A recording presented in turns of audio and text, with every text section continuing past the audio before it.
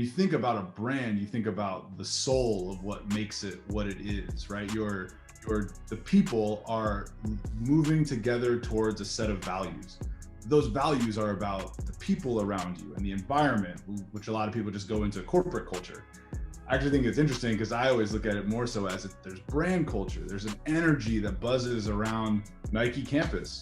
Only real content's gonna last. All that other nonsense is here today and gone tomorrow. Your experience with brand is extensive, obviously. And sometimes I feel like companies that are kind of brought up in an industry that isn't so focused on culture don't necessarily always blend the brand with the company. So I wanted to get your thoughts on like maybe what the differences are to you, how they intertwine, and just your experience. Sure.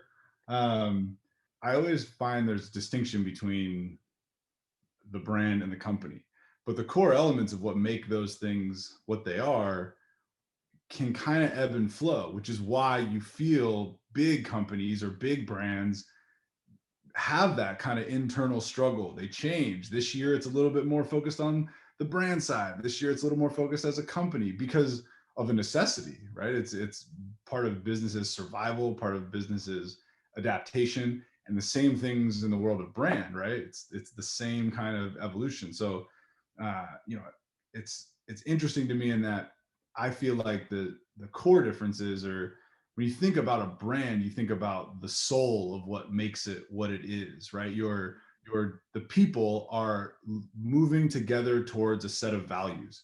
Those values are about the people around you and the environment, which a lot of people just go into corporate culture.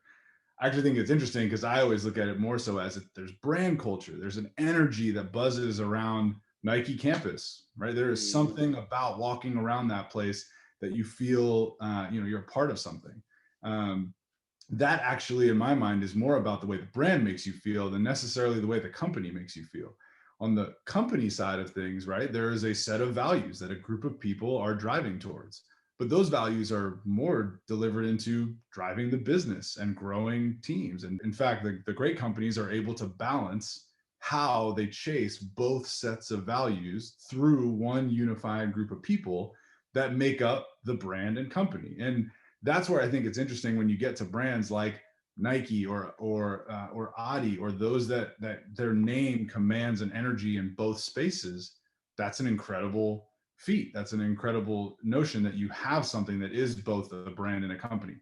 That struggle can be real because it creates tension in that not every move provides both sides of that equation what they need. And it's interesting because I think the circumstances of the pandemic, the way that the world has changed so much, and we've all come to have conversations like this, it is forced the hand of so many industries as a whole, right, to change the way they think, to make a call about let's zig or zag or change how we used to be or triple down on what we've stood for.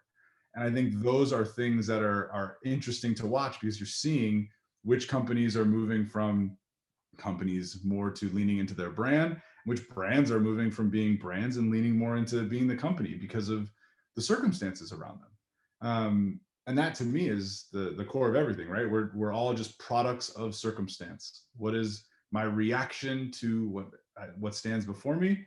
And then how do we move on to the next thing to react to?